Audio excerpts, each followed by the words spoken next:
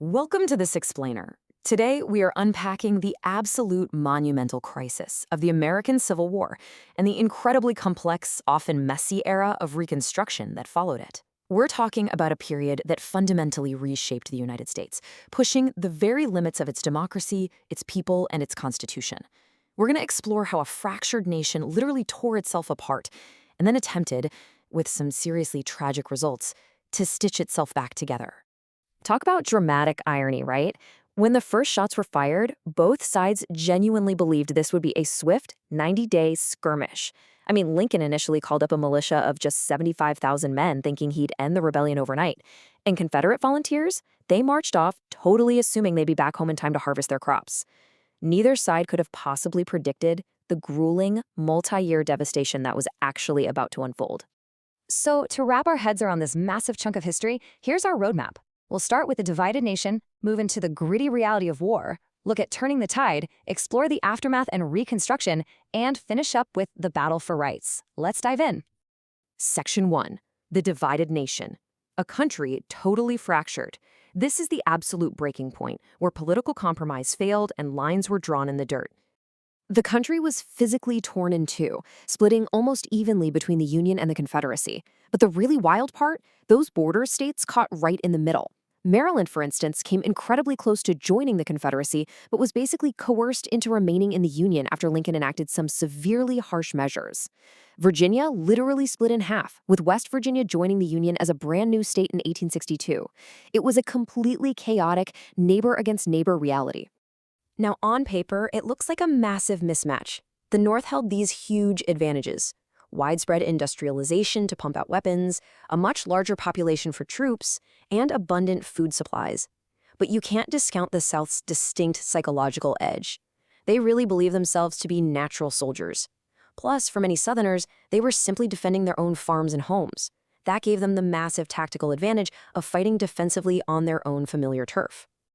Section 2. The gritty reality of war. Moving beyond the generals and the grand battle tactics, we really have to face the terrifying human cost here. And the true, terrifying reality of this war comes down to this staggering ratio, 2-to-1. Disease killed twice as many men as actual combat. Think about that. The conditions were just horrific. You've got soldiers sleeping directly on the freezing ground, eating terrible food and slogging through endless mud. And because doctors unknowingly spread infection with really rudimentary surgical practices, microscopic pathogens ended up being way deadlier than enemy rifles. It was a true dual suffering. On one hand, you have soldiers dying from rampant infections due to inferior medical care in the camps. But on the other hand, the suffering definitely wasn't contained to the front lines. Back home, desperate bread riots erupted in Richmond. The Confederacy was struggling with extreme inflation, and poor women on the home front were convinced merchants were hoarding goods. It got so desperate they literally broke into stores just to get food. Jefferson Davis himself had to toss coins into the crowd just to appease them. So, as the early enlistments dry up, both sides desperately need bodies and money. This leads to intensely unpopular drafts. In the North, the Conscription Act meant wealthy men could literally hire a substitute or pay a $300 fine to get out of fighting. Meanwhile, the Confederate draft made service compulsory for white men aged 18 to 35, but they threw in this highly controversial 20 Negro law. This exempted men from the draft so they could stay back and oversee slaves. As you can imagine, this created massive resentment among poor farmers who felt the rich were just buying their way out of a bloody war. All right, Section 3, Turning the Tide, Emancipation and Major Offensives. As the months dragged on, the entire nature of the war fundamentally shifted. It went from a fight merely to preserve a union to a war that would redefine human freedom. A monumental shift happened when African Americans formally entered the fray, profoundly changing the Union's military strategy. The establishment of the Bureau of Colored Troops was a literal game changer. The Union started recruiting both free and formerly enslaved black men.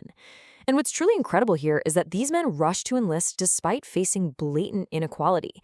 I mean, they didn't even receive equal pay or benefits compared to white soldiers. Yet they fought for the right to serve, eventually gaining crucial combat roles where commanders praised them for being determined, daring, and absolutely vital to the Union war effort. As the Union forces grow, the scale of the battles just exploded. These pivotal clashes slowly bled the Confederate Army dry. At Shiloh, the rough terrain turned the fight into a brutal, unorganized mess with devastating casualties. Then, at Antietam, the armies fought to a terrible stalemate, leaving a combined 25,000 men dead. And finally, Gettysburg. General Robert E. Lee's bold strategy to invade the North was forcefully stopped there, and it served as a massive turning point that the South simply never recovered from. Section 4. Aftermath and Reconstruction. A messy peace. The guns eventually fell silent, but man, the political warfare was just getting started. Because immediately you see this massive political disconnect at the highest levels of government. After Lincoln's assassination, President Andrew Johnson takes over, and he wants lenient amnesty. He's willing to forgive former Confederates if they basically just promise loyalty to the Union. But the radical Republicans in Congress, they vehemently disagreed. They despised Johnson's approach and demanded strict military rule over the South to ensure civil rights for newly freed slaves. They eventually even overrode Johnson's vetoes to force their own Reconstruction Act's through. As the North asserted control, you get this huge flashpoint term, carpetbaggers. This referred to Northern Republicans who traveled down into the post-war South, and Southern Democrats absolutely loathed them. Now, while some definitely went south looking to exploit a vulnerable region, others genuinely wanted to expand economic opportunities or help rebuild.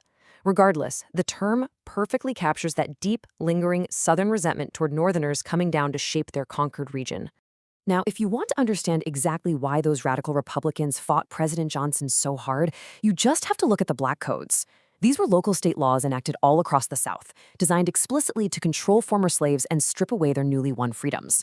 These codes limited their ability to hold land, dictated what jobs they could take, and even stopped them from testifying in court. It was basically an attempt to recreate the conditions of slavery under a shiny new legal name. And economically, the situation was just as dire. Without land of their own, true independence was almost impossible. Enter sharecropping. Wealthy farmers would lease out land and tools to workers, but in exchange, they'd take half the harvest. The data shows that only about 5% of African Americans actually managed to become independent landowners.